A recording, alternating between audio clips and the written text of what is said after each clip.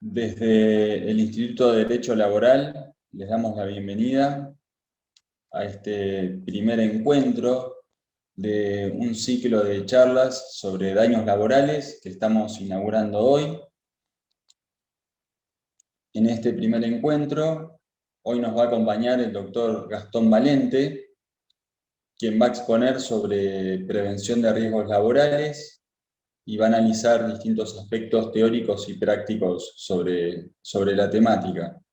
El doctor Valente es abogado de la Universidad Nacional de La Plata, asesor sindical y también es miembro de la sección de Derecho del Trabajo y Seguridad Social del IDEL-FACA. También ha realizado trabajos docentes en distintas universidades, como en la Universidad Nacional de La Plata, en la Universidad Nacional de Rosario, también en la Escuela de Abogados del Estado, en la Comisión Mixta de Salud y Seguridad en el Empleo Público de la provincia de Buenos Aires, y diplomaturas del espacio intersindical Salud, Trabajo y Participación. El doctor Valente también ha dictado cursos sobre procedimientos ante comisiones médicas y acceso a la justicia en varias instituciones, como la Asociación de Abogados Laboralistas, el Colegio de Abogados de San Isidro, la Universidad de Flores, el Colegio de Abogados de La Plata, el Colegio de Abogados de Mar del Plata, la Asociación de Abogados de Olavarría, entre varios otros. Bueno, a lo largo de la exposición van a poder ir dejando por escrito sus dudas o consultas que vayan surgiendo y que quieran realizarle al expositor. Y bueno, luego de la charla va a haber un espacio en el cual el doctor Valente va a evacuar esas dudas o disertar brevemente sobre las consultas que le vayan realizando. Así que Gastón, te cedo la palabra. Queda abierto el espacio para que comiences tu exposición. Bueno, hola, buenas tardes. ¿Me escuchan bien ahí? Bueno, gracias Antonio por la presentación y bueno, gracias al Instituto de Derecho Laboral del Colegio de Abogados de La Plata, la doctora Mione, bueno, Juan Casco, muchos conocidos que tenemos. Yo soy de esta ciudad y matriculado en este colegio y bueno, les agradezco siempre la invitación al instituto. Que me tengan en cuenta en este curso de daños laborales que me parece muy interesante, sobre todo que el espacio que sé que le dan ustedes del instituto a la prevención de los riesgos laborales. Fundamentalmente porque cuando hablamos de daños laborales, lo que primero tenemos que poner énfasis o el primer objetivo de todo sistema que se precie por regular o proteger la salud de los y las trabajadoras es la prevención de los riesgos laborales. Por eso sé que le dan mucha importancia del instituto y bueno, me han invitado en otras oportunidades, también en otras actividades, como la de ANJUT, que se hizo hace unos años atrás, donde también dieron un espacio a la cuestión de la prevención. Yo obviamente les voy a hablar de un abogado laboralista que soy, no soy ningún especialista en higiene y seguridad. Me parece que sí voy a plantear el debate que los abogados nos merecemos tener una participación más activa en el tema de la prevención de los riesgos laborales.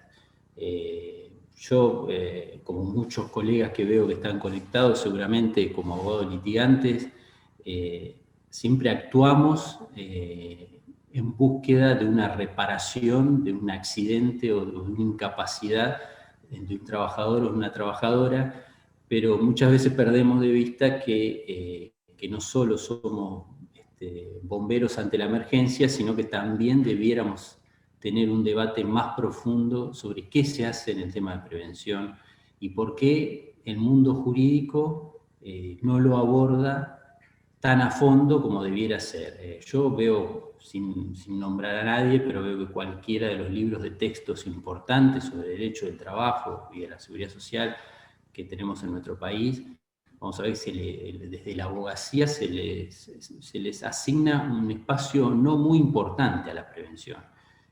A veces pareciera porque se supone que está abordada desde otras disciplinas y que la abogacía tal vez, se malentiende, no tiene nada para aportar, sino que la función del abogado simplemente es la reparación del daño. Bueno, yo creo que no, yo creo que es muy importante que analicemos el tema de la prevención. Para hacer un poco más llevadero mi exposición, voy a intentar compartir pantalla con un Power para que podamos, a ver, me dicen si, ahí estoy, ¿verdad? ¿Lo pueden visualizar? Sí, perfecto. Ahí está. Bueno, vamos a hablar sobre prevención de daños laborales. Cuando hablamos de prevención de daños laborales, bueno, ¿de qué hablamos, no? Obviamente que tenemos que hacer referencia a esas palabras en latín que siempre usamos, ex ante y ex post, es decir, claramente estamos hablando de las acciones que podemos hacer para evitar que ocurran accidentes o enfermedades en el trabajo. Ahora bien, lo que tenemos que tener en cuenta es que en el mundo del trabajo, obviamente, como todos sabemos, la prevención es un medio, una herramienta de protección o de evitación de daños de derechos fundamentales, ¿no? Derecho a la salud, a la vida y a la integridad psicofísica. Vamos a abordar bien eso porque se diferencia nuestra disciplina incluso con otras ramas que en forma reciente se han regulado la cuestión de la acción preventiva. Hablo del Código Civil y Comercial de la Nación, que en el 2015 prevé la acción preventiva, donde si bien puede ser usada para la protección o la prevención de daños en los derechos personalísimos, lo cierto es que es una herramienta para cualquier tipo de daño, incluso patrimonial. Pero en el tema del mundo laboral es fundamental la acción preventiva porque los derechos que están en juego son derechos fundamentales a la salud, a la vida y a la integración psicofísica. Como es nuestra costumbre, los que nos formamos en el Instituto de Derecho de Trabajo de La Plata con el doctor Cornaglia, siempre hacemos un análisis histórico de lo que vamos a hablar, no para cansarnos de hablar de historia, sino para saber cómo fue regulado este Instituto de la Prevención. Entonces vamos a hacer una breve referencia de la normativa de nuestro país con enfoque preventivo, cómo se originó, cómo fue evolucionando y cuál es el camino que todavía tenemos por recorrer. Obviamente no podemos dejar de analizar el fracaso de la prevención del sistema de riesgo de trabajo, que lo primero que tenemos que poner sobre la mesa no es lo que siempre se debate o se difunde en los medios masivos, que es la litigiosidad, sino que lo primero que tenemos que poner sobre la mesa es la falta de cumplimiento de las normas sobre higiene y seguridad, o salud y seguridad en el trabajo por parte de los empleadores. Entonces vamos a analizar básicamente ¿por qué fracasó este sistema? ¿Cuáles son los lineamientos básicos que tiene este sistema que no fueron cumplidos? Luego, obviamente si nos alcanza el tiempo, quiero poner también sobre la mesa un debate que veo que no está muy masificado en el mundo jurídico, pero un debate que se debe dar. Yo lo llamo, esto no es creación mía, hay otros especialistas que lo mencionan así, el modelo hegemónico con el modelo participativo. ¿Qué es el modelo hegemónico? Bueno, el modelo hegemónico es lo que tenemos regulado, que hay una organización unilateral en el mundo del trabajo, que es exclusivamente patronal, donde el trabajador tiene muy poca incidencia. Entonces ese modelo hegemónico, donde las condiciones laborales son solamente controladas y reguladas por el empleador, ha fracasado en el mundo, y en el mundo hay normativa que prevé otro modelo de control de las condiciones de trabajo donde se le da un papel más importante al trabajador, porque aún cuando no es un especialista en higiene y seguridad, tiene para aportar en cómo mejorar las condiciones de trabajo. Entonces voy a explicar brevemente en qué consisten estos dos modelos y en el debate que debemos dar, sobre todo porque nuestro país ha quedado anclado en el modelo patronal hegemónico y no ha abierto en el plano nacional, no ha regulado específicamente la obligación en el plano nacional, sí lo tenemos en la provincia de Buenos Aires, está en la provincia de Santa Fe, la obligatoriedad de los sectores patronales de prever mecanismos de participación obrera para el debate de las condiciones de trabajo en los lugares de trabajo. Luego, si el tiempo nos alcanza, siempre vamos a mencionar algunas obligaciones básicas sobre prevención que hay, ya entrando más en la faz práctica, para que no quede solo como un abordaje conceptual el tema de la prevención. En la faz práctica, ¿cuáles son las obligaciones que existen a pesar de la normativa vetusta que tenemos en nuestro país sobre el riesgo del trabajo, sobre higiene y seguridad? Hay obligaciones básicas que podemos exigir y que los abogados podemos utilizar a la hora de litigar, exigiendo el cumplimiento de esta normativa preventiva. Luego voy a hacer una referencia a la jurisprudencia.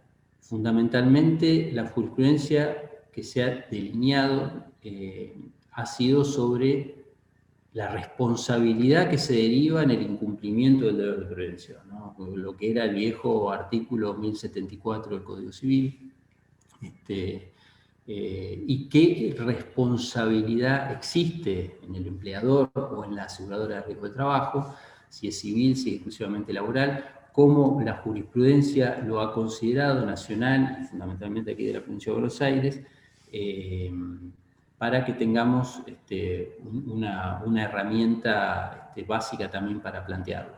Y bueno, y finalmente, para no quedar en una mera descripción de lo que tenemos sin ninguna sugerencia, se me permite la palabra, de actuación, también tratar de analizar algunas alternativas de actuación con que contamos hoy los abogados y las abogadas, aún con esta normativa que yo considero que es vetusta la que tenemos en nuestro país y que debiera ser modificada, haciendo una referencia a la regulación de la acción preventiva en el Código Civil y Comercial, y luego una referencia básica a las normas sobre prevención que tenemos en nuestro país.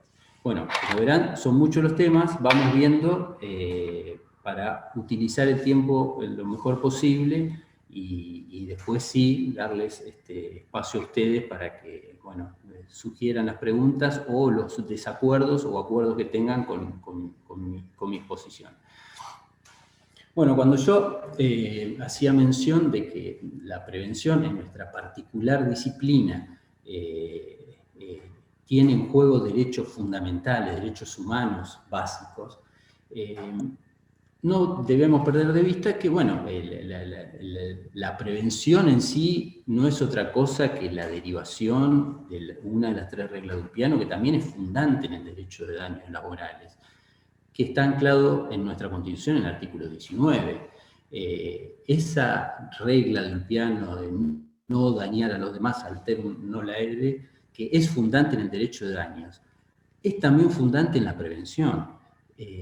Y también es llamativo cómo la jurisprudencia lo ha considerado como entrañablemente vinculado al derecho de daños, pero muy tibiamente ha fundado la prevención en este artículo 19. Digo, haciendo referencia a ese viejo fallo Santa Coloma de la Corte de la década del 80, donde la Corte Suprema de Justicia dice que una de las 3 reglas de Ulpiano, el alterum non laede, se encuentra en una medida reglamentado por el derecho común y entrañablemente vinculado a la idea de reparación. Pero esa máxima de no dañar en sí misma implica justamente eso. No dañar no implica reparar. Es decir, si la Corte entendió que no dañar es reparar, antes de reparar, es justamente abstenerse de ejercer cualquier acción que provoque un daño o un perjuicio a la persona trabajadora. Y obviamente que también se encuentra anclado en la protección al trabajo en sus diversas formas, del artículo 14 bis, y fortalecido en nuestra Constitución con la reforma del 94, en los artículos 42 y 43, cuando se regula los derechos del consumidor, del medio ambiente, la acción de amparo.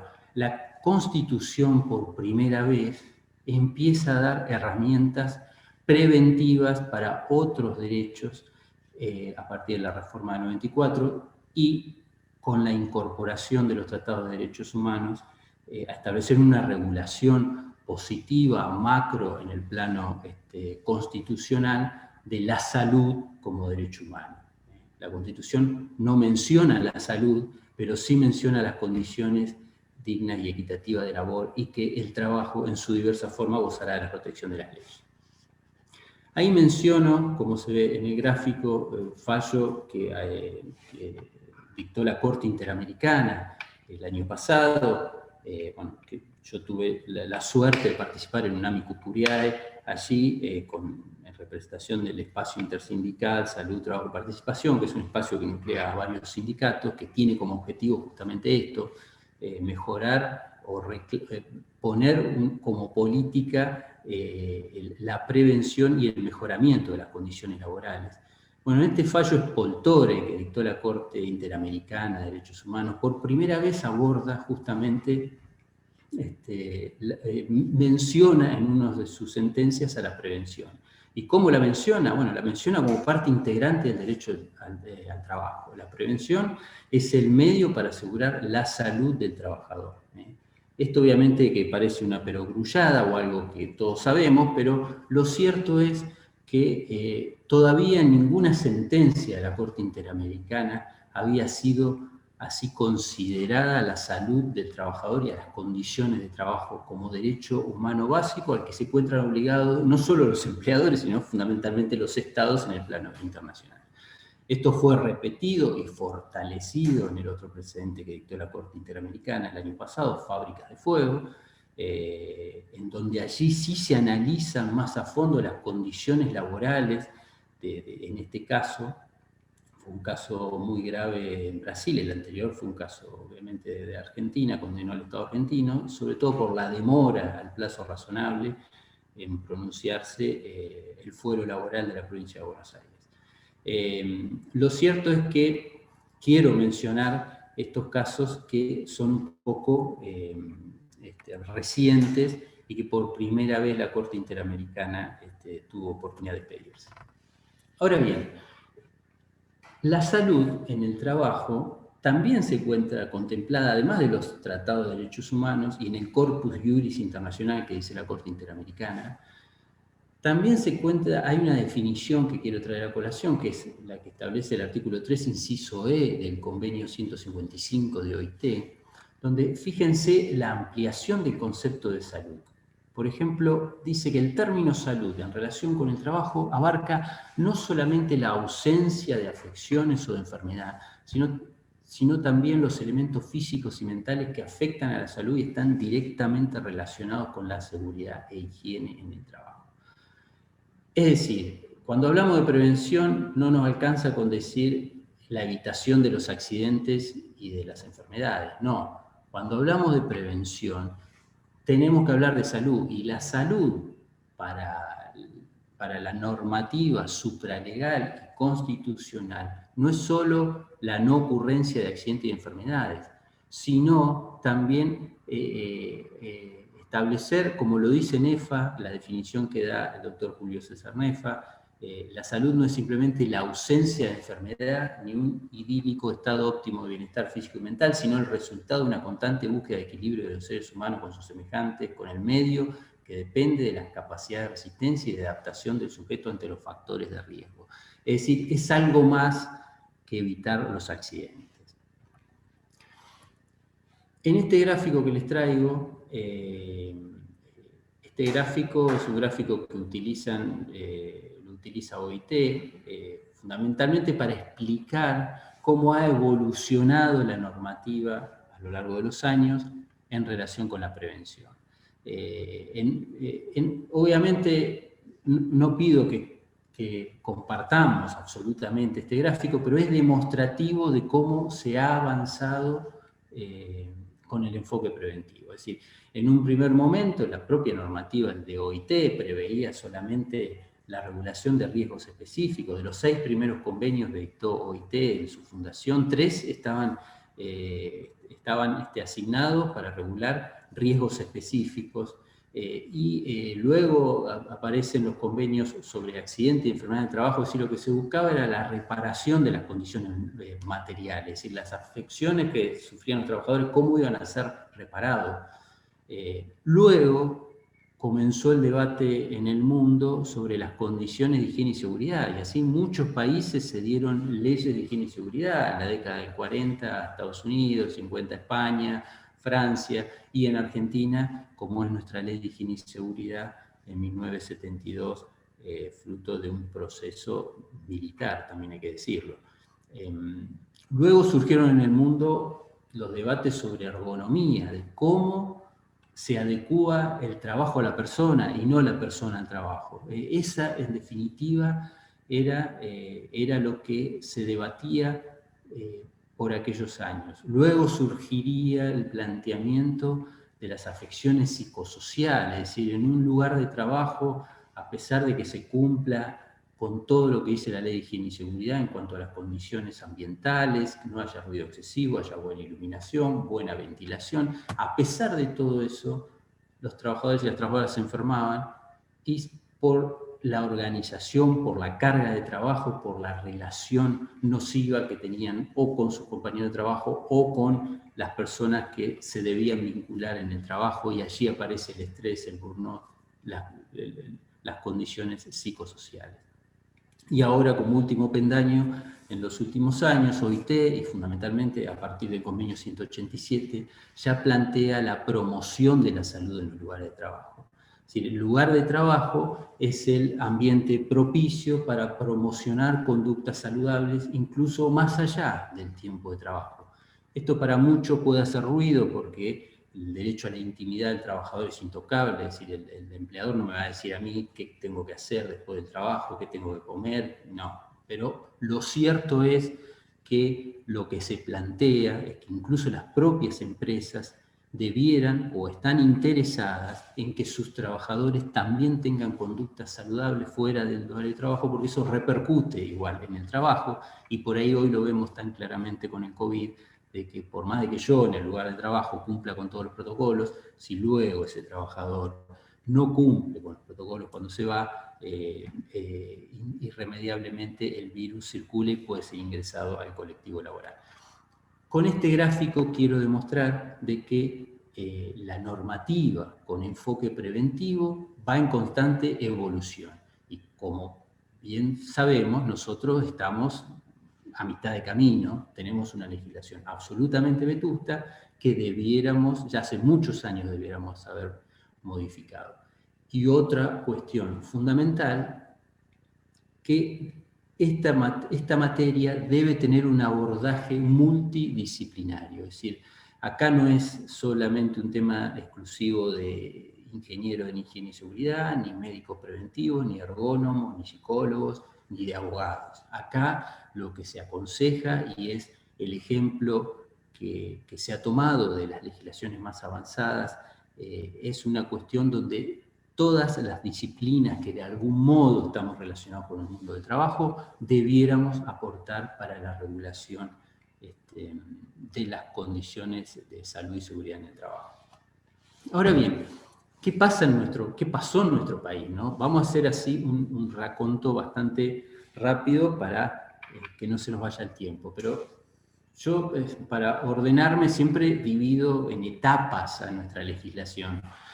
Bueno, en nuestro país, como en la mayoría de los países que fueron influenciados por la Revolución Industrial Europea, bueno, pasamos de la ausencia de la regulación en el mundo de trabajo, la cuestión social que se denunció por las condiciones paupérrimas en que los trabajadores y las trabajadoras trabajaban, pasamos a tener una tibia regulación, si se quiere, o importante en aquel entonces, que fueron las primeras regulaciones, fueron las regulaciones reparativas, la ley de accidentes de trabajo de 1915. Pero fíjense ustedes que ya en Argentina hay un proyecto que se presentó en 1914 sobre higiene y seguridad, que no llegó a ser ley, pero antes de la ley de accidentes de trabajo ya hubo un proyecto que había mandado el Ejecutivo y ya se hablaba de la higiene y seguridad. Si bien la ley 9688, nuestra primera ley de accidentes de trabajo, no establecía en sí misma normativa preventiva, lo cierto es que su decreto reglamentario sí estableció más de 40 artículos y justamente ya mencionaba la palabra prevención. Es decir, era muy importante la prevención cómo se trataba en ese decreto reglamentario de 1915. Luego toda la regulación laboral que se establecieron sobre algunos institutos en forma indirecta buscaban establecer mecanismos de prevención, ya sea por la limitación de la jornada, por la prohibición de trabajo de ciertos grupos, como menores, mujeres, etcétera, etcétera. Pero ahí vamos a encontrar la génesis de nuestras primeras normativas con enfoque, si se quiere, preventivo en nuestro país. Ya entrado en una segunda etapa de análisis de nuestra normativa y ya con la Secretaría de Trabajo y Previsión y la Constitución de 1949, cuando por primera vez se regulan las condiciones dignas de trabajo, la preservación de la salud y el bienestar, vamos a tener ahí que avanza, si se quiere, en nuestro país la idea de que la autoridad de aplicación, en este caso la Secretaría de Trabajo y Previsión, iba a ser la herramienta clave para el control de las condiciones de trabajo, con el mecanismo de la declaración de insalubridad de algunas actividades, ¿no? Pero recién va a ser en la otra etapa, vamos avanzando más rápidamente, que es en 1972, cuando en nuestro país se dicta la Ley de Higiene y Seguridad, la 19.587, y su decreto reglamentario 4160/73.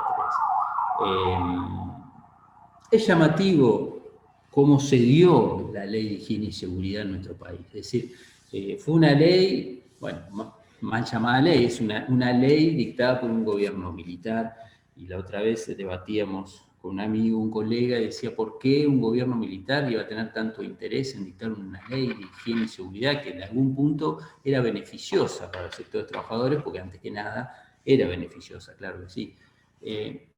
Bueno, eso yo se la dejo a los historiadores, pero sí analizo de que se da en un contexto de un gobierno militar en donde estaba interesado de conseguir cierta legitimidad con algunos sectores sociales, o que se llamó en algún punto la cooptación del movimiento sindical.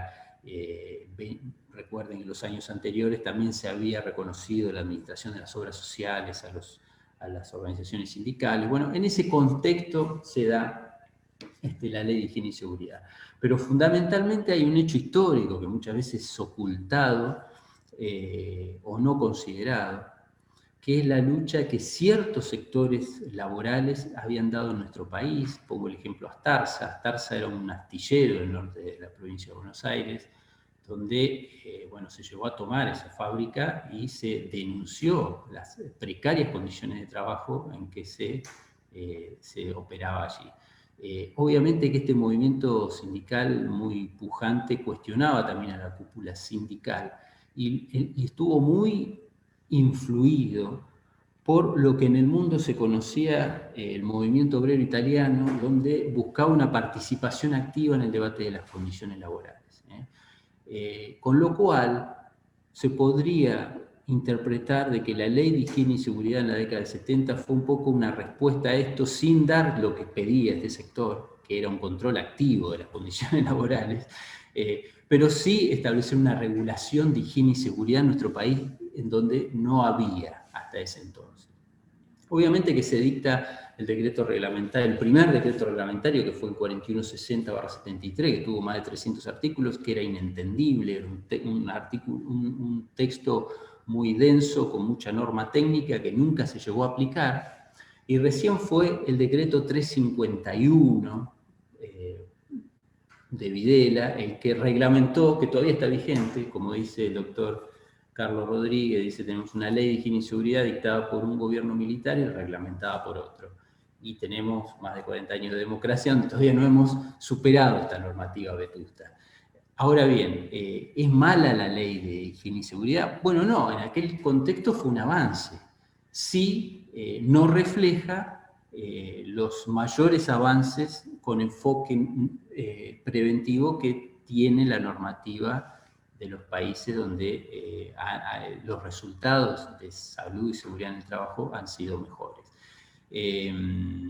quiero avanzar, hay mucha información, quiero avanzar, quiero ir al punto. Como última etapa de la evolución, esta que le estoy mencionando de la normativa en nuestro país y en el mundo, quiero mencionar el convenio 155 de OIT. Ustedes fíjense que esto de pasar de tener una legislación solamente reparativa a ir a una legislación con enfoque preventivo, no es un déficit exclusivo de nuestro país. La propia OIT tardó más de 70 años en tener un convenio sobre salud y seguridad en el trabajo. Fíjense que recién en el año 81 la OIT cambia de política y deja de establecer convenios para regular riesgos específicos y establece una especie de convenio marco sobre la salud y seguridad en el trabajo, que es el convenio 155. Para volver a citar al doctor Carlos Rodríguez, dice, es como la Biblia y el Corán de la prevención, el convenio 155. Ese convenio, que fue ratificado por nuestro país en el año 2011, ya esa sola ratificación nos ameritaría modificar nuestra ley de higiene y seguridad y ayornarla a lo que establece este convenio. Obviamente que este convenio también después es complementado por el 187, que es el que habla de la promoción de la salud, también ratificado en 2011. Ahora bien, con la reforma en la década del 90 de la ley de riesgo, el decreto 1338/96 también modificó el decreto 351 reglamentario de higiene y seguridad. Y luego también se dictaron regímenes sobre higiene y seguridad específicos, como está en el caso de los trabajadores agrarios, construcción, mineros y televisión por cable. Es decir, hoy tenemos 4 regímenes específicos de higiene y seguridad regulados, además de la ley de higiene y seguridad y además de la ley de riesgo, que establece en su primer objetivo a la prevención. ¿Por qué digo yo el fracaso de la prevención eficaz de la ley 24.557? Bueno, este es un debate no saldado y por ahí es un punto donde me gustaría también hacer un mea culpa, me incluyo como abogado laboralista. Hemos puesto por ahí un énfasis muy fuerte en la reparación con el debate de la ley de riesgo. No digo que esté mal, digo que la crítica que se le hizo a la ley de riesgo desde su sanción fue cómo vulneraba el derecho al trabajador a una reparación integral y cómo excluía al trabajador del acceso a la justicia del trabajo. Pero no hemos puesto el énfasis suficiente para poner sobre la mesa el debate de la prevención. No digo que no lo hayan hecho, hay muchos colegas que lo han hecho, pero no fue...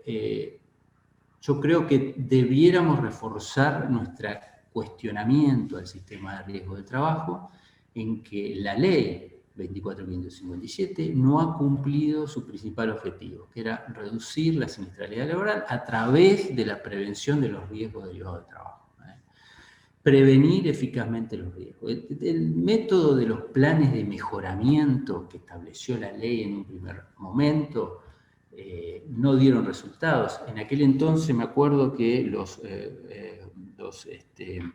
quienes justificaban la reforma nos hablaban de la modernización de los institutos del derecho del trabajo y que una ley en forma unificada iba a establecer regulaciones sobre prevención y sobre reparación. Eso iba a ser la ley de riesgo.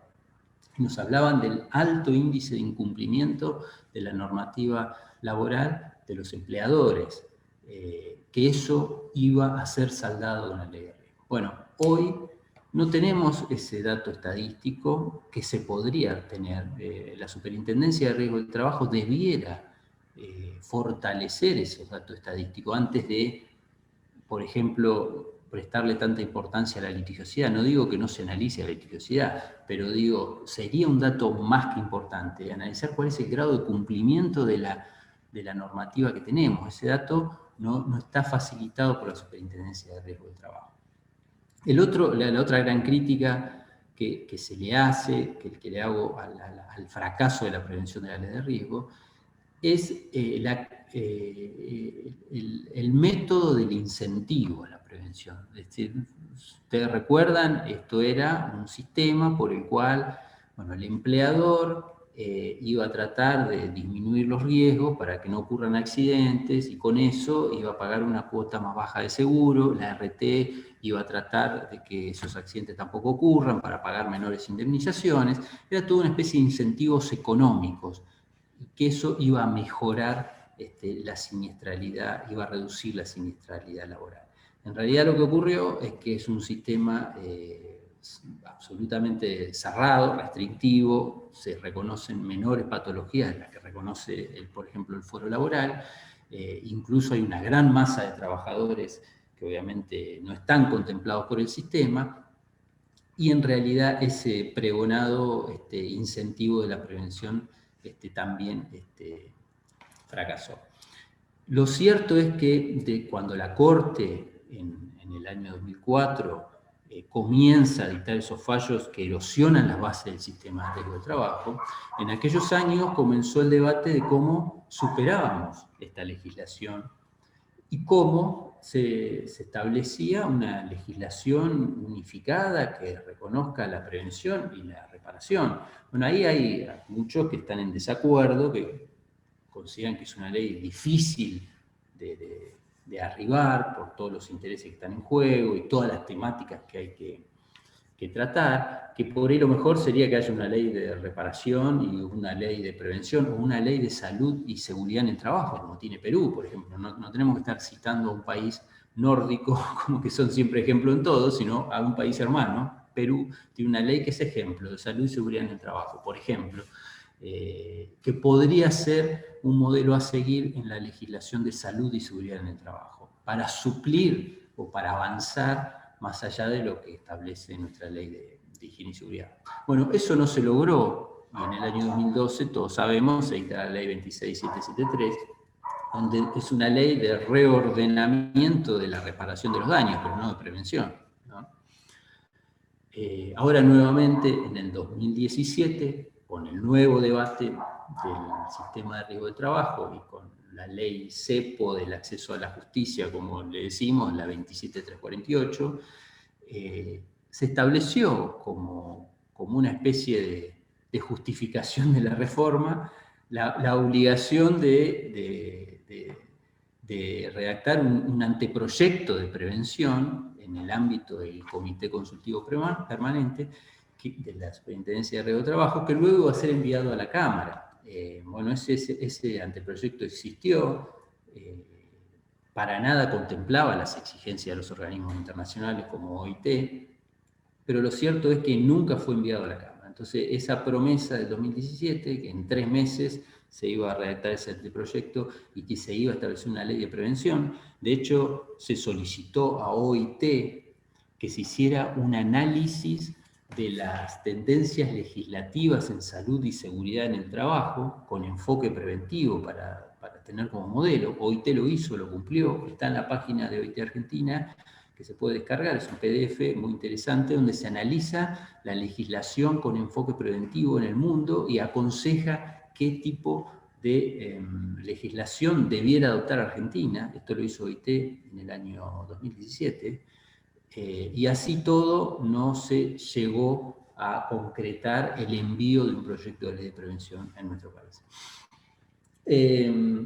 Bueno, acá hay un gráfico que yo digo para demostrar el fracaso del incentivo a la prevención, es que en realidad los índices de siniestralidad, si bien bajaron según los índices que reconoce el sistema de riesgo de trabajo, lo cierto es que el costo de seguro aumentó. Lo cierto es que esa lógica de que por bajar la siniestralidad iba a bajar el costo de seguro y eso iba a incentivar a una mayor prevención, no previó que el costo de seguro está determinado por otras cuestiones ajenas al sistema. En este caso fue la apertura, la posibilidad del trabajador de judicializar en el foro laboral los reclamos que no eran reconocidos en el sistema, y eso obviamente aumentó el costo de seguro. Bueno, no quiero detenerme mucho en eso porque veo que se me está yendo el tiempo.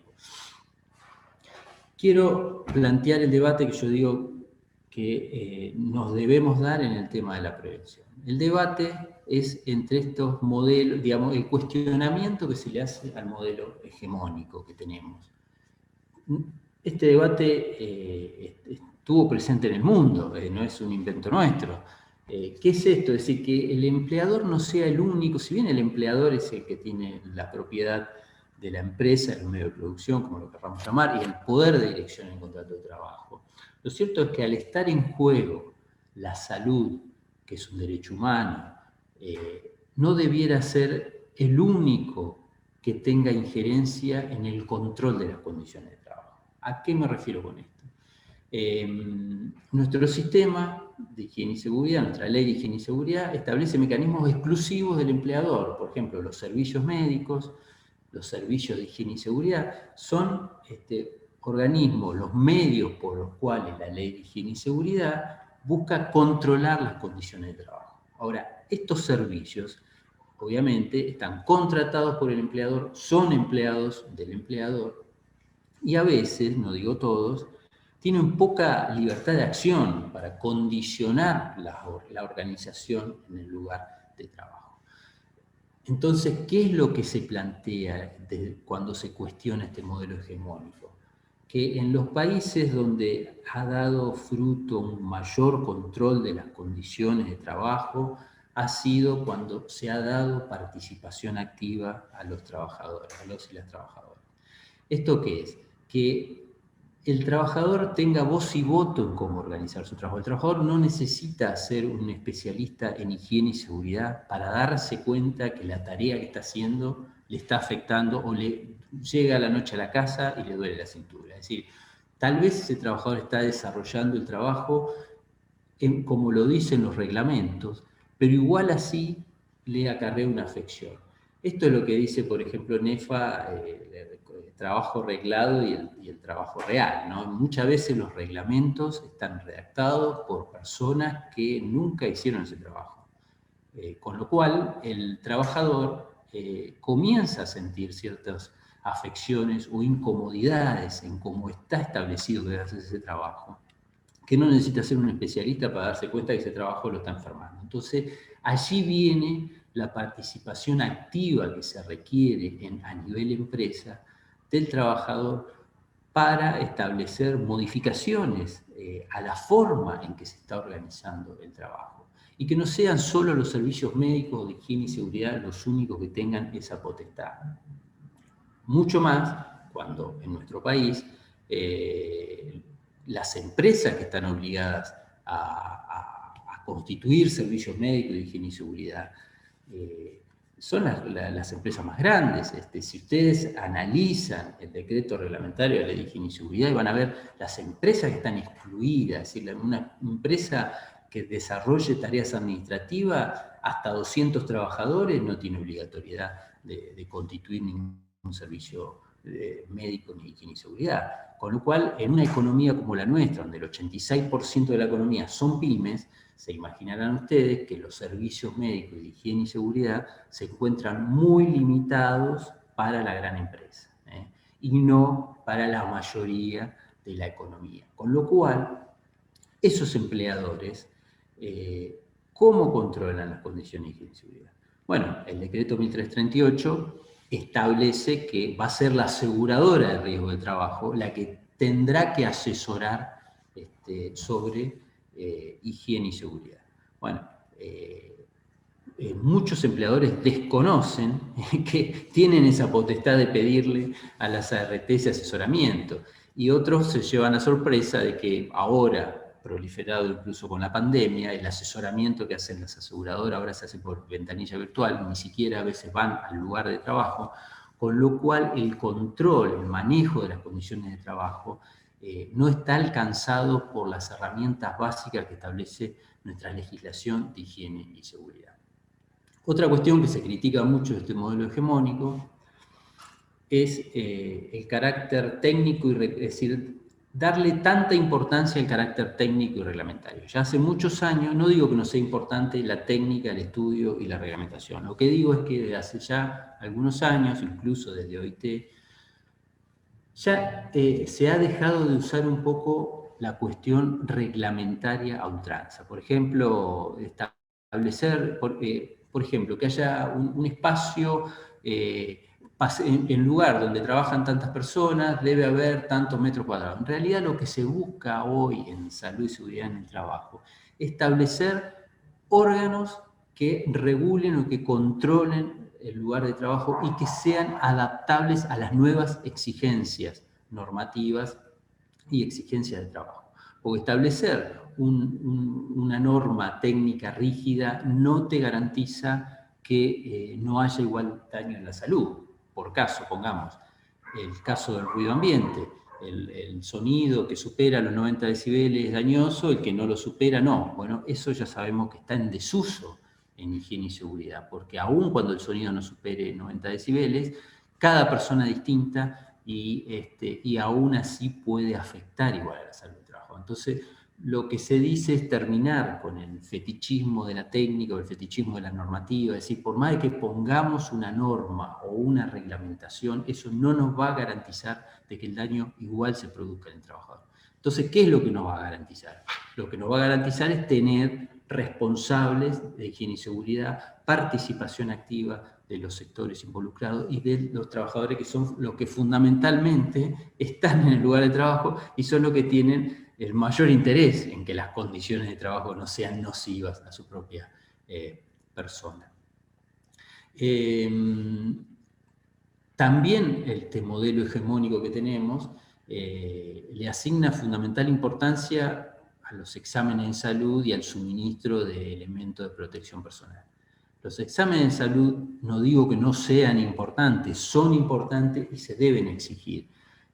Lo que ocurre es que cuando nosotros hacemos un examen de salud a un trabajador y detectamos una patología, ya llegamos tarde. Es decir, eso es una medida preventiva de segunda. Es decir, lo que se debe hacer es analizar e identificar el riesgo en su origen, no cuando ya afectó a la salud del trabajador.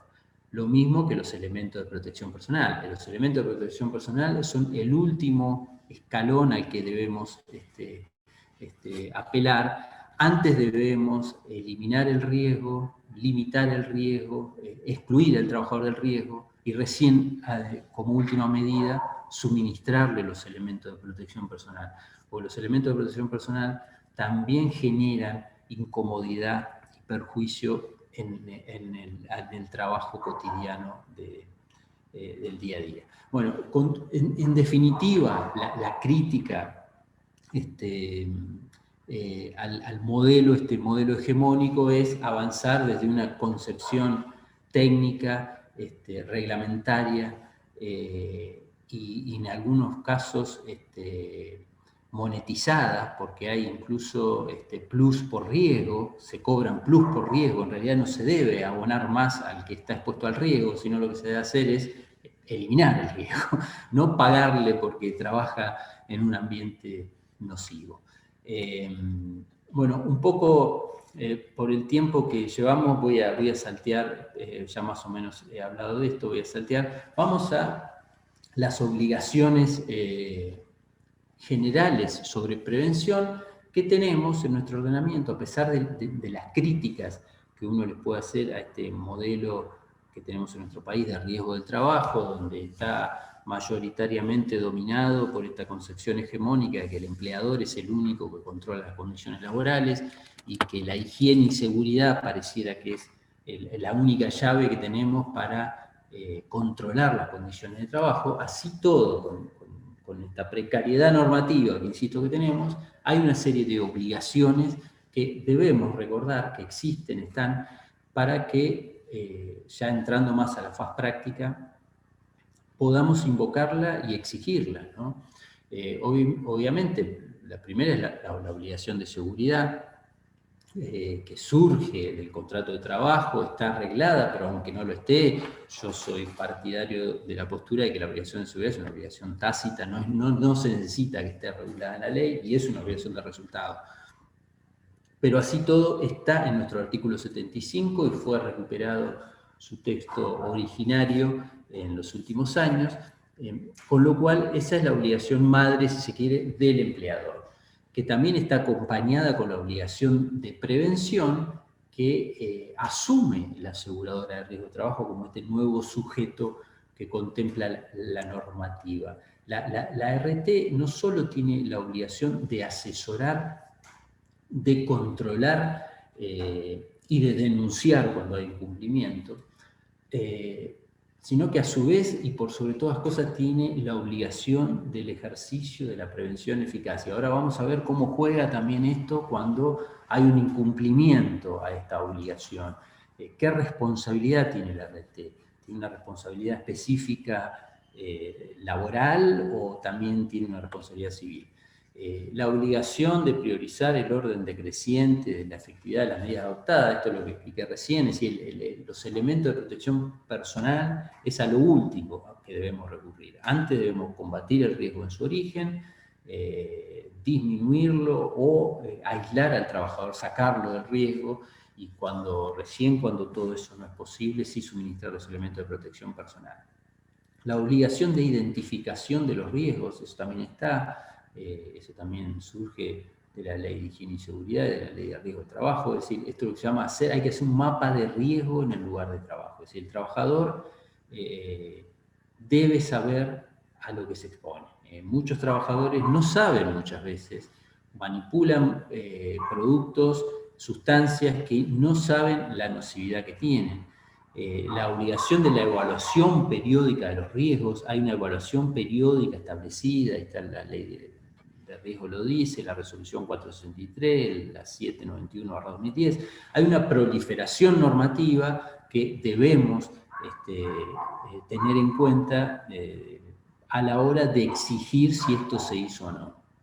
La obligación de llevar el relevamiento general de riesgos laborales.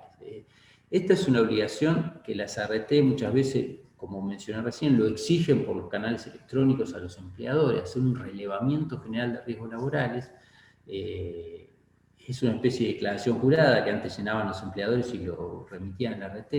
Ahora bien, las ART están obligadas a controlar de que esos riesgos que se declaran son realmente los auténticos, porque yo como empleador puedo declarar menores riesgos de los que hay con el fin de pagar una alícuota de seguro más baja, ¿se entiende? Entonces, esta es una de las críticas también importantes que le hacemos al sistema de comisiones médicas cuando evalúa si una enfermedad es profesional o no, porque se centra en si está el agente de riesgo declarado o no en este relevamiento, los RARs, como se llama, el registro de agentes de riesgo.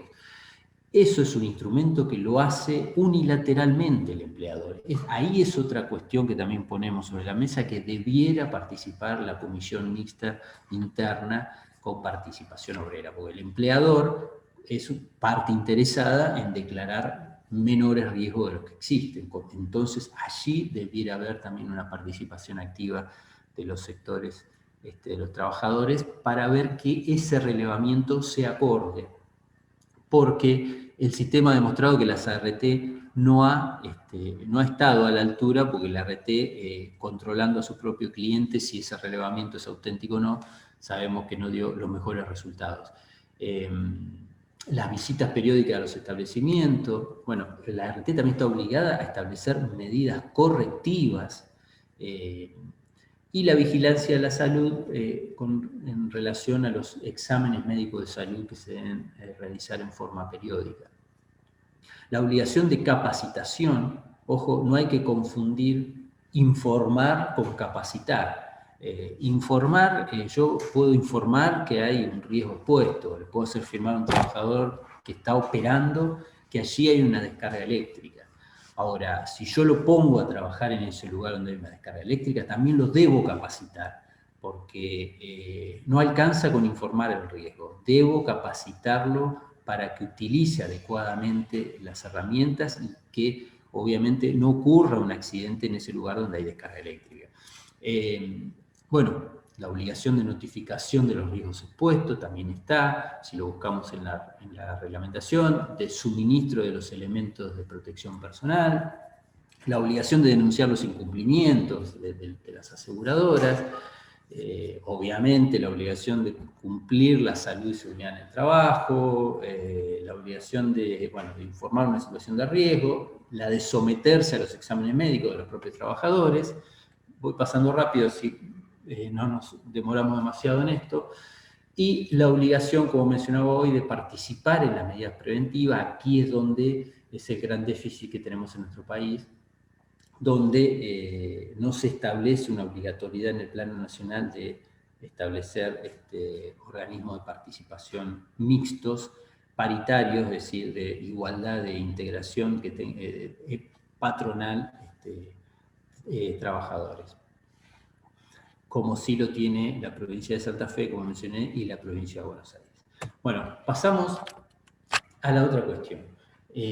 Con esta serie de obligaciones que se desprenden de la normativa que tenemos, bueno, ¿qué pasa cuando hay un incumplimiento? Que, dicho sea de paso, es la nota más significativa que tenemos en nuestro país, que es un alto grado de incumplimiento. Y esto no lo digo yo, reconocido incluso por la propia Superintendencia de Riesgo del Trabajo, incluso reconocido por los propios que promovieron el sistema de riesgo del trabajo ya por la década del 90. Se hablaba que el 97%, no sé dónde se sacaba ese dato, pero yo me acuerdo, era estudiante de Derecho todavía, pero me acuerdo que se decía el 97% de los empleadores no cumplen con las normas de higiene y seguridad. Entonces, es una nota distintiva de que no hay un alto grado de cumplimiento de la normativa de higiene y seguridad, y eso conspira para una prevención eficaz. Obviamente que este incumplimiento va a acarrear responsabilidades administrativas, que en este caso el propio sistema de riesgo del trabajo es el que establecen regulaciones específicas, hay sanciones para las ART. Tenemos un déficit en el plano penal. En otros países, por ejemplo en España, tenemos el delito de peligro contra la salud de los trabajadores. Acá no tenemos una tipificación, un delito específico para aquel que, incumpliendo con normas de prevención, haya puesto en riesgo la salud del trabajador, con lo cual se aplican otros tipos penales, abandono de persona, homicidio culposo, mala praxis, etc. Pero lo que sí quisiera desarrollar, bueno, además de que nuestra ley está absolutamente desactualizada, no sé si recuerdan, el artículo 5, si mal no recuerdo, establecía la sanción económica, que eran 30.000 pesos, creo que eso nunca se actualizó. 30.000 pesos es la máxima sanción económica que se puede aplicar a quien incumple con la normativa de riesgo del trabajo. Si lo comparamos, yo me acuerdo que salió a la luz lo que había ocurrido con el asbesto en los subtes en Madrid, y allí se le había aplicado a la empresa una sanción de más de 800.000 euros. Bueno, si comparamos la sanción con la cual se le puede aplicar a un empleador en nuestro país, son 30.000 pesos hoy. Bueno, en Europa estamos hablando de 800.000 euros. Entonces yo digo, también eso debiera ayornarse en algún momento. Pareciera que no es conveniente es más costoso cumplir con la normativa y adecuar todas las instalaciones que finalmente, si hay una sanción, pagar esa irrisoria sanción económica que establece la ley de riesgo. Ahora bien, el tema que siempre está en el debate es el tema de la responsabilidad civil que derivaría por el incumplimiento de las normas de prevención.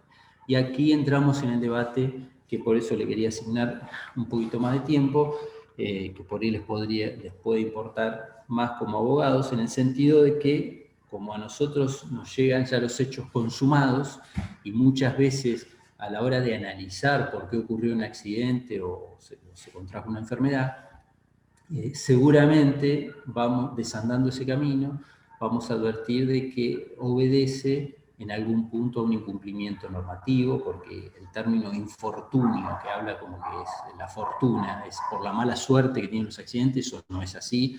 Todo accidente es prevenible, con lo cual hay que analizar qué es lo que falló para que ese accidente ocurra. El debate allí es si las aseguradoras de riesgo del trabajo podían ser responsabilizadas civilmente por lo que establecía el anterior Código Civil, el artículo 1074, y el actual 1749 del Código Civil y Comercial, cuando el daño es consecuencia o es producto de una acción o una omisión de obligaciones a mi cargo, ¿no? En el año más o menos, creo que era 2006, 2007, la Cámara Nacional de Apelación de Trabajo, también algunos tribunales de trabajo de la provincia de Buenos Aires, comenzaron a dictar sentencias responsabilizando civilmente a las ART, y eso generó un revuelo del sector asegurador en el sentido de que violaba el derecho de defensa, o las aseguradoras de riesgo del trabajo no podían ser responsabilizadas civilmente cuando el contrato de ART era exclusivamente en los términos de la ley especial, y la ley de riesgo del trabajo establecía específicamente que se iba a regular las acciones y las omisiones por dicha normativa específica. Con lo cual, recuerdo por aquellos años artículos de varios colegas, incluso varios dictámenes del entonces fiscal de la Cámara, Eduardo Álvarez, hasta que, digamos, y sentencias de las salas 6, 7 de la Cámara Nacional de Apelaciones de Trabajo, 5 creo que también, no quiero ser injusto de no nombrar algunas, pero creo que eran las que fundamentalmente habían dictado sentencias responsabilizando civilmente a las ART y obviamente de forma integral por las consecuencias de un accidente de trabajo. Hasta que llega a la Corte el primer caso, que yo creo que es un caso muy importante, muchos colegas lo hemos estudiado y leído, pero siempre es bueno recordarlo, que es el caso Torrillo con Gulf Oil. Este caso donde fallece un trabajador en una empresa petrolera y los padres inician la acción, y la Sala Sexta de la Cámara Nacional de Apelaciones de Trabajo condena a la ART a la reparación civil. Bueno, a partir de allí, acá yo lo pongo como criterio amplio, a partir de allí se generó un debate donde si todas las ART iban a poder ser condenadas por la responsabilidad civil por cualquier incumplimiento, o eso vulneraba el derecho de defensa. Ahora vamos a ver, hay una postura un poco más restrictiva con respecto a esto, de lo que se resolvió ahí en Torrillo. Pero lo que me gustaría resaltar, por ahí que tiene relación con la temática que estamos abordando hoy, es la importancia que se le dio en ese fallo a la prevención, ¿no? Es un fallo que vale la pena siempre volver a releer, y sobre todo que se dicta en el año 2009, antes que Argentina ratificara el convenio 155, el 189, por ejemplo. Yo creo que hoy estaríamos en mejores condiciones de tener un fallo Torrillo, aunque sabemos que por ahí la Corte, con la composición actual, como vamos a ver ahora, está más propensa a seguir un criterio más restrictivo que lo que se dijo en Torrillo. ¿Qué es lo que se resolvió en Torrillo? Bueno, ahí destaca la importancia primordial de la faz preventiva de la ley de riesgo. Es lo que digo y pongo sobre la mesa como mea culpa de la abogacía. No digo que no lo hayamos abordado, pero tal vez le deberíamos dar un espacio mayor cuando cuestionamos el sistema de riesgo de trabajo. Es decir, lo primero que establece la propia norma es la faz preventiva, y es lo que no cumplió. Eso es lo que dice el fallo. Y allí detalla los deberes de prevención que la ley de riesgo les impone a las aseguradoras de riesgo de trabajo, esto que estuvimos mencionando. Incluso se cita derecho internacional, se cita los tratados de derechos humanos, todo lo que ahora en el año 2020 la Corte Interamericana de Derechos Humanos nos dice en Espoltore. Entonces yo creo que es un fallo aleccionador, 11 años antes de lo que ahora dice la Corte Interamericana en 2020 en Espoltore y en Fábrica de Fuego. Ya lo había hecho nuestra Corte, con una composición distinta, claro está, en el año 2009. Es decir, la salud como derecho humano debe ser protegida. El primer objetivo de la ley de riesgo es la prevención. Las aseguradoras de riesgo del trabajo tienen deberes específicos de prevención, y no existe ninguna razón para que las aseguradoras de riesgo del trabajo estén al margen de la responsabilidad civil. Es básicamente lo que dice la Corte. Si acá hay incumplimientos a las obligaciones de prevención y por ello ocurrió un accidente, no existe ningún impedimento para que esa RT o esa aseguradora de riesgo del trabajo no sea condenada por la responsabilidad civil. Ahora bien, sabemos que en Torrillo Ya en Torrillo se delineó el criterio restrictivo, que fue el voto del doctor Lorenzetti, ¿no? Ya lo había expresado 2 años antes en Soria, y tuvo una génesis con una composición anterior en la Corte, que fue Rivero con techo técnico, que fue un trabajador que se cayó, que no tenía el cinturón de seguridad, y en donde la Corte no condenó civilmente a la RT, y es más o menos en esa misma línea donde el voto en disidencia en Torrillo lo expresa Lorenzetti, al decir: no cabe responsabilizar a las aseguradoras si no concurren los presupuestos del deber de reparar, entre lo que se encuentra el nexo causal adecuado. Las omisiones de los deberes de control y prevención por sí solos no autorizan establecer una regla general y abstracta que los erija automáticamente e inexorablemente en condición apta para producir el resultado dañoso con prescindencia del curso normal de los acontecimientos. Claramente aquí se está poniendo el foco en que cualquier omisión no puede ser por sí misma, por sí solo, automáticamente para establecer una condena civil a una aseguradora de riesgo del trabajo. Es importante los presupuestos y el nexo de causalidad a la hora de analizar el caso. Ahora bien, este criterio, como lo vamos a ver ahora, es lo que se ha ido ahondando en los últimos fallos, con lo cual la pregunta que nos queda hacernos es, bueno, ¿Torrillo está vigente o la Corte cambió de criterio y ya no podemos citar más lo que dice Torrillo, lo que dijo la Corte de Torrillo? Yo creo que Torrillo sigue vigente fundamentalmente con el análisis de la prevención que hace el fallo. Yo creo que es el fallo de la Corte de Nación donde aborda realmente, por primera vez, el tema de la prevención, el tema de la salud como derecho humano lo aborda a fondo. Si bien ya se había pronunciado en contra de la violación a la reparación integral en Aquino, Castillo, bueno, Benialgo, Marchetti, hubieron muchos fallos previos contra del sistema de riesgo de trabajo, pero en el que yo creo que por primera vez aborda de lleno el tema de la prevención y la salud como derecho humano, me parece que es Torrillo.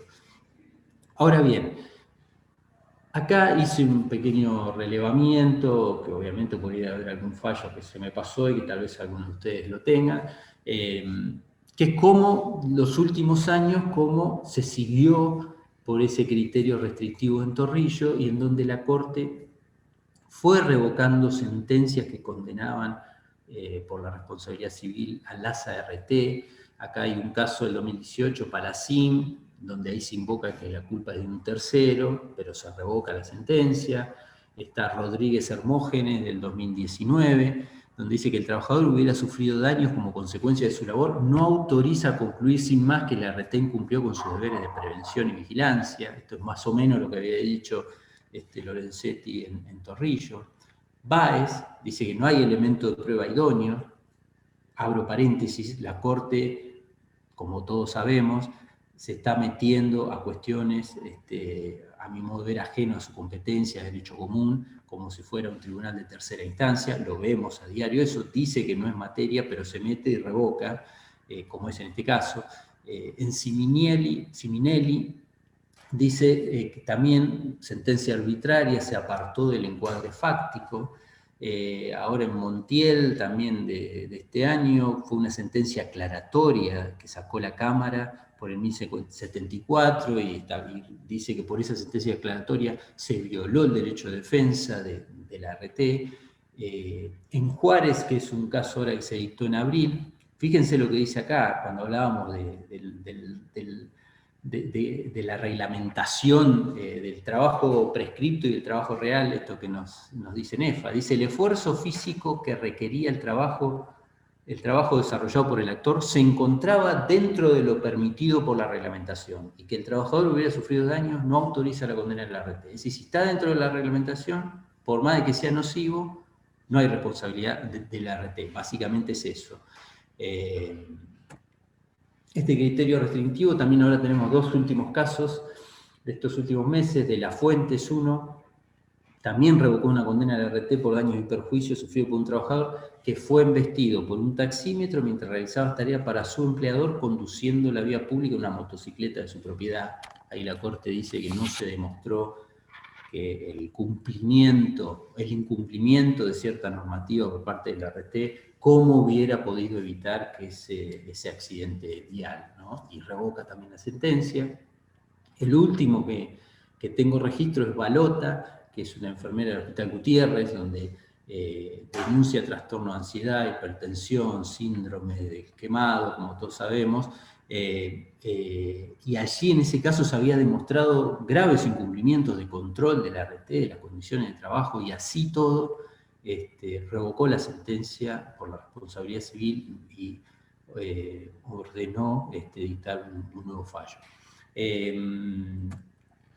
En la provincia, bueno, ¿qué pasa en la provincia de Buenos Aires? Bueno, en la provincia de Buenos Aires hay muchos casos. Yo recuerdo siempre, bueno, una particular actividad que hemos tenido los institutos, tanto el de la Universidad de La Plata como el del Colegio de Abogados, en apoyar cuando salían estas sentencias que responsabilizaban civilmente a la RT en caso de incumplimiento, fundamentalmente de votos del doctor De Lázari, que bueno, que ya no lo tenemos entre nosotros, pero que eran un ejemplo a seguir en ese punto. Por ejemplo, en estos casos que aquí están mencionados, fíjese que más o menos repite lo que se había dicho en Torrillo. No existe obstáculo jurídico alguno para que, verificados los presupuestos legalmente establecidos en el Código Civil, las aseguradoras de riesgo de trabajo puedan ser responsabilizadas civilmente. Esto obviamente son casos de años anteriores. Acá hay un caso, bueno, modestia aparte, este es un caso mío que llegó a la Corte, que es Correa Lidia con provincia de RT. Acá dice: la falta de realización en tiempo y forma de los exámenes médicos periódicos impidió que la demandada tomara debido y oportuno conocimiento de la enfermedad del accionante y adoptara las medidas necesarias para impedir su avance y, en el caso, disponer los cambios o correcciones necesarias para disminuir los perjuicios provocados en su salud. Y acá lo fundamenta en los presupuestos subjetivos, no en el 1074, pero básicamente lo que se comprobó en este caso era que la empleadora no había hecho los exámenes de salud y con lo cual no se había detectado una patología progresiva como es la disfonía, y eso el Tribunal de Trabajo que había entendido de Quilmes había condenado civilmente a la RT y al empleador, y la Corte, con el voto del doctor Soria, de Lázari, Petegiani, Cogan y Negri, confirmaron esa sentencia repitiendo esto, no remitiéndose los fundamentos del fallo, que la no realización de los estudios impide justamente tomar conocimiento de la situación de salud y poder corregir justamente lo que está mal para que no continúe la afección de la salud del trabajador. Esto 2017, pero ahora tenemos un fallo del año pasado, que es Prevetoni contra Telefónicas Móvil. Bueno, acá se revoca una sentencia del Tribunal de Trabajo 2 de La Plata, donde, fíjense lo que dice acá la Corte, un poco sigue los lineamientos de la postura restrictiva de la Corte de Nación, en disidencia de Lázari, pero dice: incurre en absurdo el Tribunal de Trabajo, que en el contexto que fuera elucidado el riesgo de la actividad cumplida por la actora, era una empleada administrativa y recepcionista que había trabajado, según la Corte, durante más de 15 meses de duración del contrato, donde se atribuyó responsabilidad civil a la aseguradora sin evidenciar concretamente de qué manera la realización de una visita, una capacitación o incluso una denuncia ante la Superintendencia de Riesgo de Trabajo hubiera podido mitigar el daño. Bueno, aquí vuelve otra vez a lo mismo, a que no cualquier incumplimiento, en el caso, por lo que pude investigar, había graves incumplimientos de la aseguradora, la falta de control, pero para la Corte considera que no se hizo una argumentación específica sobre el nexo de causalidad, en qué manera incidió eso en el daño causado. Por eso, como consejo, si lo podemos mencionar así, debemos trabajar muy bien en la argumentación cuando queremos atribuir responsabilidad sustentada en los incumplimientos de la normativa de prevención, en qué forma ese incumplimiento incidió en la producción del daño, como el ejemplo que le ponía en el caso anterior. No realizar los controles médicos anuales que establece que son obligatorios permitió que el empleador no detectara una patología progresiva como es la disfonía, y eso hizo que esa patología se agravara, se consolidara en la incapacidad. Es decir, trabajar concretamente en qué medida el incumplimiento de la norma de prevención fue nexo causal adecuado del daño. Bueno, alternativas de actuación. Sé que estamos bastante avanzados con el tiempo, ¿no? Por ahí quisiera ir redondeando, queda mucho material, pero me gustaría ir redondeando para darles espacio a ustedes para que obviamente formulen todas las objeciones, o acuerdos o desacuerdos que puedan tener sobre la exposición de este tema. Bueno, digo, ¿cuáles son las alternativas de actuación ante, digamos, con enfoque preventivo estamos hablando, ¿no? Es decir, ya sabemos que cuando hay un accidente, una incapacidad, irremediablemente debe haber una reparación y esa reparación debe ser plena, pero como forma de actuación ante el riesgo o ante la presunta existencia de un peligro inminente. Bueno, en primer lugar, siempre debemos resaltar el derecho de retención de tareas que tiene el trabajador, que hoy, bueno, lo tenemos nuevamente regulado en el artículo 75 de la Ley de Contrato de Trabajo, luego de recuperar el texto originario. También está esta tutela preventiva en el 1032 del Código Civil y Comercial, ¿no? En los contratos bilaterales, cuando la otra parte incumple. Por si esto fuera poco, también está en el artículo 13 del convenio 155, que rige para empleo público y empleo privado. Menciono esto porque muchas veces te dicen la ley de contrato de trabajo no regula el empleo público. También está en el artículo 25 y 11 de la Declaración Sociolaboral del Mercosur. Es decir, está positivizado que ante un peligro inminente, el trabajador, la trabajadora tiene el derecho de retener servicios sin mengua de su remuneración. Digo como la primera alternativa de autodefensa, ¿no? Como segundo punto planteo, bueno, obviamente la necesidad de avanzar hacia un modelo participativo.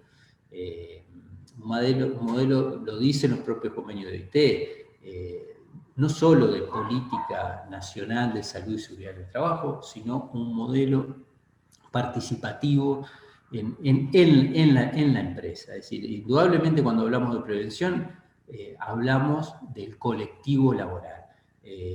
Da de lleno a la organización en la empresa. Yo por ahí tengo algún desacuerdo con algunos que plantean que hablar de prevención no es conflictivo, como que con la prevención estamos todos de acuerdo, tanto trabajadores como empleadores. Yo no digo que haya buenos y malos, lo que sí digo que la prevención genera discordia. ¿Por qué? Porque hay un sector en el contrato de trabajo, un sector patronal que no quiere resignar el control de las condiciones de trabajo ni el poder de dirección, se ve limitado el poder de dirección con esta injerencia, esta participación de los trabajadores que sugieren otra forma de trabajar. Es un tema que genera discordia, no me parece que sea un tema pacíficamente aceptado por todos. También muchos profesionales debemos replantear nuestra forma de actuación. No digo que esté mal que actuemos solamente en la reparación, pero debemos replantear nuestra actuación, no solo los abogados, también los ingenieros y los médicos. Pareciera que el disparador es el daño y que allí recién entramos en escena. Con lo cual allí es donde un punto muy importante en lo que creo que debe avanzar nuestra legislación. Otra herramienta, otra alternativa de actuación, bueno, son obviamente las acciones precautorias, las cautelares, las tutelas preventivas, que son herramientas de las que todos por ahí conocemos, pero que muchas veces, ya sea por comodidad o por ser escépticos, no las usamos porque muchas veces tememos a la o que no nos brinde respuesta efectiva el Tribunal de Trabajo o la justicia a la cual estamos requiriendo. Es decir, sin un pedido arriesgado, si se quiere, de un abogado, no hay una sentencia acorde. Hay muchos precedentes judiciales surgieron a partir de un pedido de un abogado que eligió un camino que no era el mayoritario.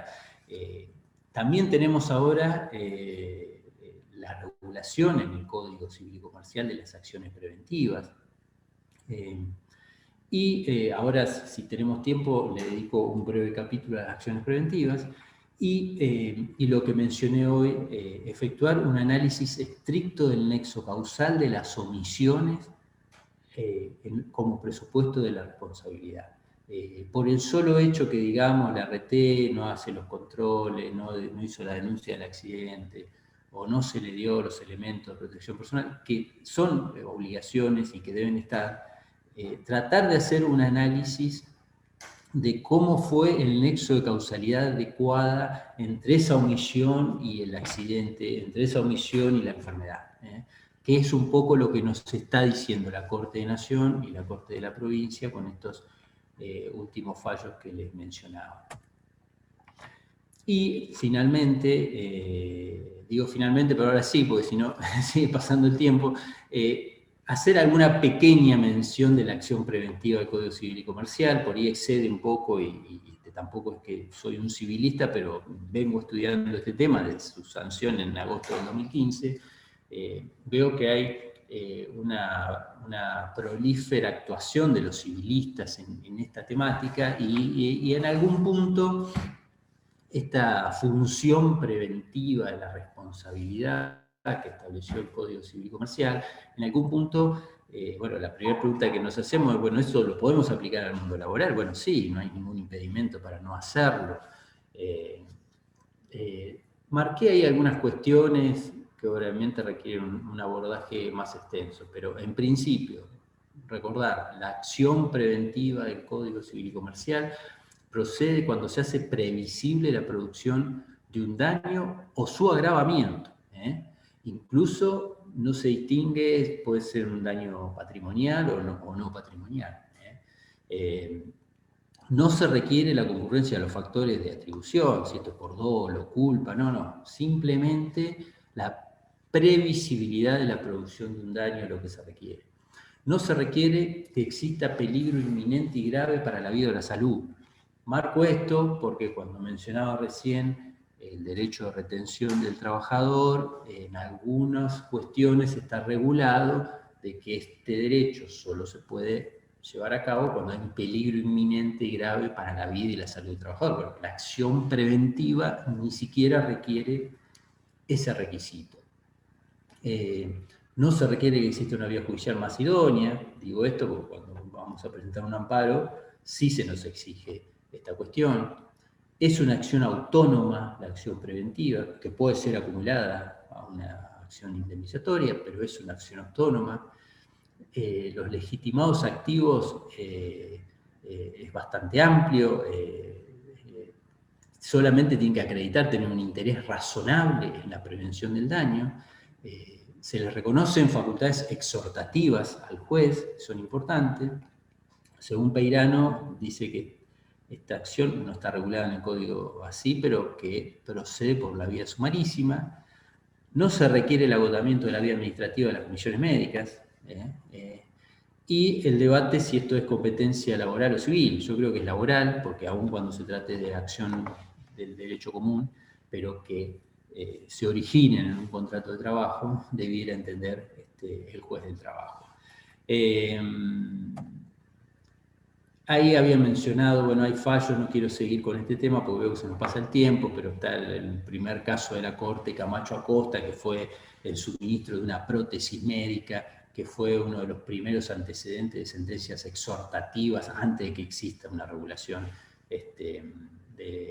del Código Civil y Comercial. Está la sentencia de la Corte de Provincia, Carrizo, Bueno, no quiero seguir porque me parece que estamos con el tiempo un poco pasado. Voy a dejar de compartir pantalla y bueno, y por ahí me gustaría escucharlos a ustedes, cualquier pregunta o sugerencia que me quieran hacer. No sé, Antonio, me dirás, estoy a tu disposición. Bárbaro, Gastón. Bueno, primero muchas gracias por tu charla, muy clara y muy ilustrativa en esta temática por ahí un poco descuidada o relegada del derecho de daños laborales. Mira, no hemos recibido consultas concretas sobre lo que fuiste exponiendo. Hubo varios comentarios que destacaron la importancia de tratar este tipo de temáticas. Y también, bueno, incluso no hubo solo abogados entre los oyentes, hubo médicos, psicólogos, lo cual está bueno porque hace falta una participación activa de otros profesionales también, ¿no? En esta materia. Así que, bueno, con esto estaríamos dando por concluida esta primera charla. Te agradecemos mucho tu participación, que hayas aceptado esta invitación por parte del Instituto de Derecho Laboral. Y bueno, sí decirles, hubo muchas inquietudes en cuanto al material y también a la charla en sí. Va a estar disponible en unos días en el canal de YouTube del colegio. Ahí la van a poder ver en el momento que quieran. Hubo por ahí personas que tuvieron problemas con la conexión y no pudieron seguirla hasta el último momento. Y también aprovechar para invitarlos a todos al próximo encuentro, que va a ser dentro de un mes, más o menos, el 8 de septiembre, va a ser a la misma hora que hoy, otro miércoles, va a ser a las 5 de la tarde. Y en esa oportunidad el doctor Curuchet va a exponer sobre los lineamientos generales de la Ley de Riesgo del Trabajo, contingencias y el control de constitucionalidad de la opción excluyente. A ver, un segundito que acaba de... Sí. No, que quería nuevamente agradecerle a Gastón y decirle que fue excelente su exposición. Bueno, muchas gracias. Y bueno, ahí veo que hay algunas preguntas por ahí. No hice mucha referencia al COVID, pareciera... Ahora cayó una pregunta. ¿La ves vos directamente, Gastón? A ver, ¿cuál es?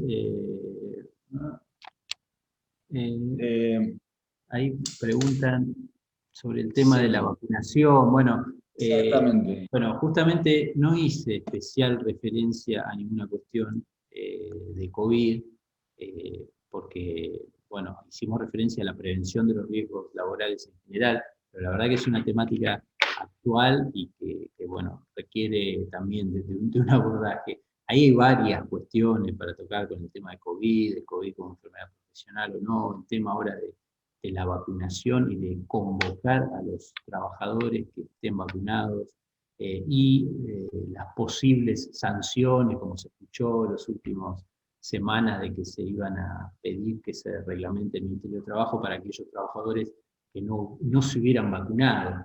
Bueno, ahí la otra vez me hicieron una pregunta medio periodístico, yo lo que respondí es, en realidad hoy la vacunación no es obligatoria. Si me preguntan qué desearía yo preferiría que sea obligatoria, la verdad. Yo no soy antivacuna, es una opinión personal mía, yo preferiría que sea obligatoria, pero en este contexto la vacunación no es obligatoria. Entonces, ¿cómo vamos a permitir de que se sancione a aquel ciudadano, a la ciudadana que eligió no vacunarse, pero lo vamos a sancionar porque eso generó un perjuicio a la empresa, porque la resolución 4/21 que dictó el Ministerio de Trabajo de Nación, que habilitaba la convocatoria de los vacunados con primera dosis, establecía que los que no se hubieran negado a vacunarse serían responsables de los daños y perjuicios que generen.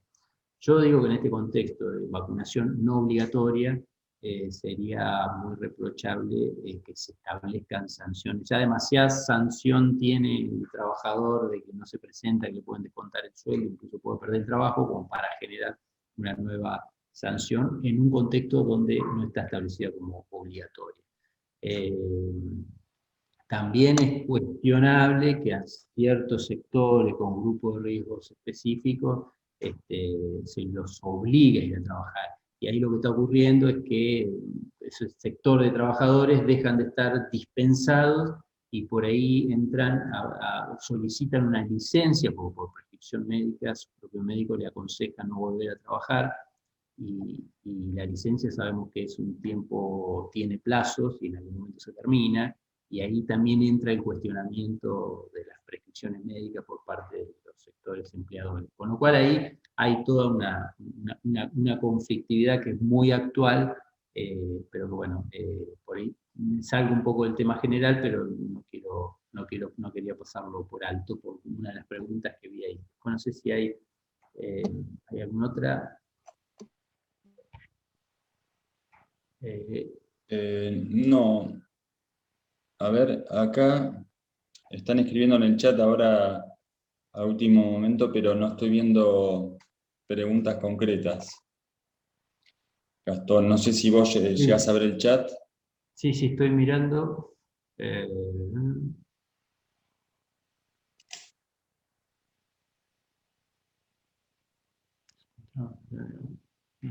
Sí, no veo preguntas. Bueno, sí, Anabela sí, habla también del tema de la vacunación, el tema que tocaste recién, Gastón.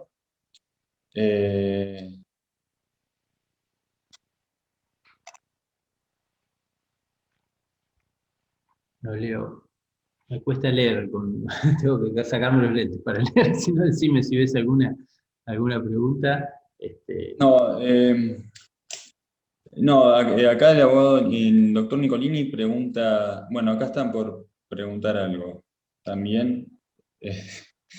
Están escribiendo la pregunta. Bien. Pero mientras tanto, no sé, hay una pregunta sobre la fecha de la disposición del cáncer particular, cuando no figura la notificación para contar los 90 días. Supongo que se refiere Del a agotamiento. la obligación de transcribir esa parte del artículo de la... De transcribir. Sí, eso sí, eso es un tema específico del 2 inciso Sí, J, debe ser de supongo. la notificación que agota la vía administrativa ante comisiones médicas si no se transcribe el artículo 2 inciso J de la ley 1557. Debe ser eso, entiendo yo. Bueno, sí, ahí se puede plantear la nulidad de la notificación, lo dice el artículo, y han salido resoluciones judiciales. Si no está ese artículo transcripto, podemos plantear eso. Por ahí nos vamos a un tema específico, pero si es eso, creo que esa era la pregunta, ¿no? Sí, la pregunta no está clara, ¿no? Pero bueno, apunta a eso, creo. Y sí, la misma norma establece la nulidad de la notificación. Correcto. Pero después, más allá de eso, no tenemos más preguntas, Gastón. Bien, perfecto. Los aburrí a todos. No, debe haber sido clara también la exposición de los temas. Pero bueno, es un tema que yo lo convoco a los abogados, que es un espacio que yo veo que no está muy cubierto por abogado el tema del abordaje de la prevención, ¿no? Pareciera como que la prevención es un tema que se da dentro del colectivo laboral, dentro de la empresa, y por ahí si vos sos un abogado litigante que no tiene una función de asesoramiento, ya sea a nivel empresario o a nivel de organización sindical, como que es un tema que no se excede o no tenemos una faz práctica, me da esa sensación. Yo creo que tenemos mucho para aportar los abogados, nuestra propia experiencia, de justamente seguir el trámite de accidente y enfermedad del trabajo, y también como presupuesto de atribución de responsabilidad. No, esto que mencionábamos, no desmerecer las obligaciones que hay hoy en la prolífera, dispersa normativa del sistema de riesgo de trabajo, y articular bien cómo la violación de esas obligaciones de prevención pudo haber sido un nexo causal adecuado en el daño, ¿no? Me parece que, eso nos puede ser una herramienta importante, incluso transitando por las comisiones médicas. Yo he conseguido en las comisiones médicas, si bien no se puede producir una pericia técnica, sí hay funcionarios de las comisiones médicas que pueden, digamos, cuando se pide el informe a las ART, el informe de caso, se les debe exigir que cumplan esa serie de obligaciones que tienen, a ver qué es lo que cumplieron, hicieron las visitas, controlaron los RAR, denunciaron cuando hay incumplimientos. Es decir, eso nos puede servir como un instructivo de decir, aquí tengo el nexo de causalidad, de atribución, de responsabilidad en la causación del daño, ¿no? Me parece que por ahí es una herramienta que podemos utilizar. Bueno, a tenerlo en cuenta, porque es cierto que por ahí muchas veces no lo tenemos presentes, estos recursos de que disponemos, ¿no? Que la propia normativa a veces ha ido receptando, como has ido explicando, a partir de una cierta evolución, y que también hay bastante por seguir haciendo en ese sentido, pero muchas veces no sabemos que disponemos de esas herramientas como abogados para por ahí instar que se pongan en práctica algunas medidas preventivas. Bueno, Gastón, nuevamente muchas gracias.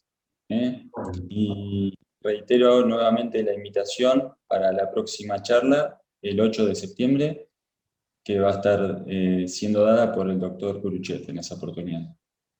Así que, bueno, nos despedimos y los esperamos. Muchas gracias a ustedes. Hasta luego. Hasta luego.